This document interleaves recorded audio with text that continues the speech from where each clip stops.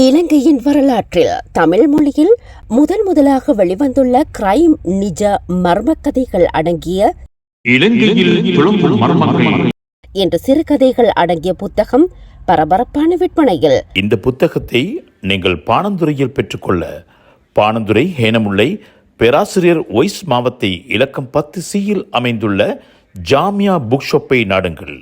நினைவிருக்கட்டும், Jamia book shop இலக்கம் 10C, பேராசிரியர் Ys மாவத்தை ஹேனமுல்ல பாணந்துரை. அஸ்ஸலாமு அலைக்கும். வலைக்கும் சலாம் வரஹ்மத்துல்லாஹி வபரகாத்துஹு. இலங்கையிலே, நம்ம நாட்டிலே பொதுவாக கிரைம் ஸ்டோரிஸ் என்று சொன்னால், அதாவது மர்மமான நாவல்கள் வருவது அரிது. சகோதர மொழிகளில் வந்திருக்கின்றன, ஆங்கிலம் சிங்கள மொழிகளில் வந்திருக்கின்றன.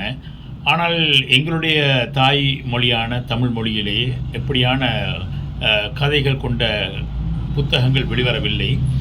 மேற்கத்திய நாடுகளிலும் இந்தியாவை போன்ற நாடுகளிலும் இது வெளிவந்தாலும் கூட எங்கள் நாட்டில் இல்லாத குறையை தீர்ப்பதற்காக நான் 1997 முதல் இலங்கையின் பிரபல பத்திரிகையான தினகரன் வாரமஞ்சேரியிலே வாராந்தம் கிரைம் கதைகள் எழுதி வந்திருக்கிறேன், துப்பறியும் கதைகளை.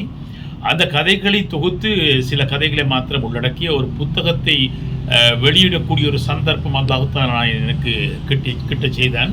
அல்ஹம்துலில்லாஹ். இதில் திகிலூட்டக்கூடிய, இலங்கையின் திகிலூட்டும் பல்வேறு சம்பவங்கள், இந்த இலங்கையில் துலங்கும் மர்மங்கள் என்ற பெயரிலே நான் அந்த புத்தகத்தை எழுதியிருக்கின்றேன்.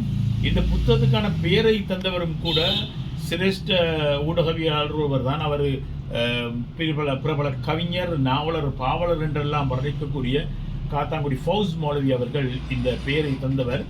இலங்கையில் துலங்கும் மர்மங்கள் என்ற பெயரில் இந்த அழைப்புக்காக என்னை இங்கே முஹப்பத் டிவியிலே என்னை வரவழைத்து அவர்கள் என்னை உபசரித்து இது சம்பந்தமாக குரல் கொடுக்குமாறு கேட்டுக்கொண்டார்கள் நிசாம் ஆஜியார் அவர்கள். அவருடைய பணிப்பாளர் நிசாம் ஆஜியாருடைய வேண்டுகோளுக்கிணங்க இந்த என்னுடைய குரலையே நான் உங்களுக்கு அழைப்பு விடுக்கிறேன். இலங்கையில் இருக்கும் தமிழ் பேசும் மக்கள் அனைவரும் இந்த புத்தகத்தை கண்டிப்பாக எடுத்து வாசிக்க வேண்டும், அதில் பயன்பெற வேண்டும். இலங்கையில் நடந்த பல்வேறு மர்மமான சம்பவங்களை கொண்டு இந்த கதைகள் உள்ளடக்கப்பட்டிருக்கின்றன. இன்று பல்வேறு துப்பறியும் விடயங்கள் அதிகமாக நடைபெற்றாலும் கூட இது அந்த நான் எழுதிய காலங்களிலேயே இப்படியான சம்பவங்கள் மிகவும் அரிதாகத்தான் நடைபெற்றிருக்கிறது. தொழில்நுட்பம் வளர்ந்து வரும் காலங்களில் நாம் நினைத்திருந்தோம் நிச்சயமாக இப்படியாக அந்த தொழில்நுட்பம் வளர்ந்ததின் பின்னால் இந்த குற்றவியல் சம்பவங்கள் குறையும் என்று. ஆனால் குற்றவியல் சம்பவங்களை நிகழ்த்துபவர்கள் அந்த தொழில்நுட்பத்தை பயன்படுத்தியே இன்று அதனை பிரபல்யமாக செய்து வருகிறார்கள் என்று சொல்ல வேண்டும்.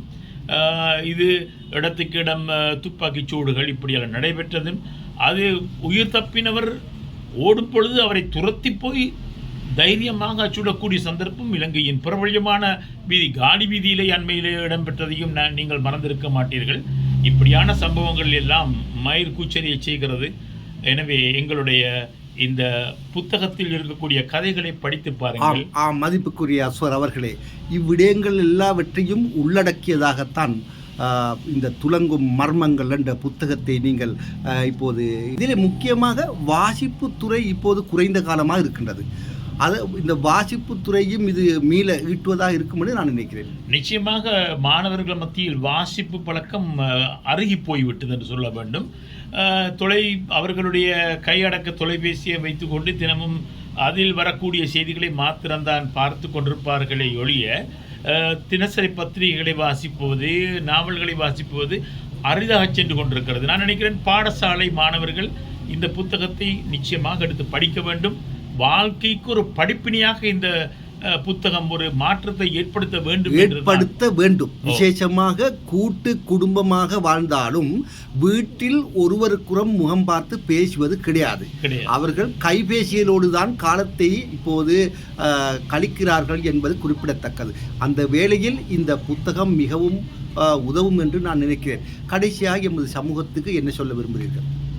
தலையை குனித்து ஒரு புத்தகத்தை வாசிப்பது உங்களுக்கு சமுதாயத்திலே தலை நிமிர்ந்து வாழக்கூடிய ஒரு தைரியத்தை அது ஏற்படுத்தும் நிச்சயமாக இந்த வாசிப்பு பழக்கம். எனவே வளர்ந்து வரும் சமுதாயம் வாசிப்பு பழக்கத்தை உண்டு பண்ணிக்கொள்ள வேண்டும். அரிதாகி சென்று கொண்டிருக்கக்கூடிய இந்த பத்திரிகைகள் விற்பனை கூட இன்று மிகவும் அரிதாகிவிட்டது. இவற்றை வாசிக்க வேண்டும். வாசிப்பு பழக்கம் ஒரு மனிதனை பூர்ணப்படுத்தும் என்பதை நாம் கேட்டிருக்கிறோம். அதன்படி மாணவர்கள் மத்தியில் இந்த புத்தகம் மாத்திரமல்ல ஏனைய புத்தகங்களை வாசித்து நல்ல பயன்பெற வேண்டும் என்று நான் சமுதாயத்துக்கு வேண்டுகோள் விடுக்கின்றேன். நன்றி, வணக்கம். மிகவும் நன்றி. மீண்டும் சந்திப்போம். சந்திக்கும் வரை விடைபெறும் நான் உங்கள் அன்பின் கவிப்பேர் ஷாம்ஸ் நிசாம். எல்லா போலும் அல்லாஹ்வுக்கே அல்ஹம்துலில்லாஹ்.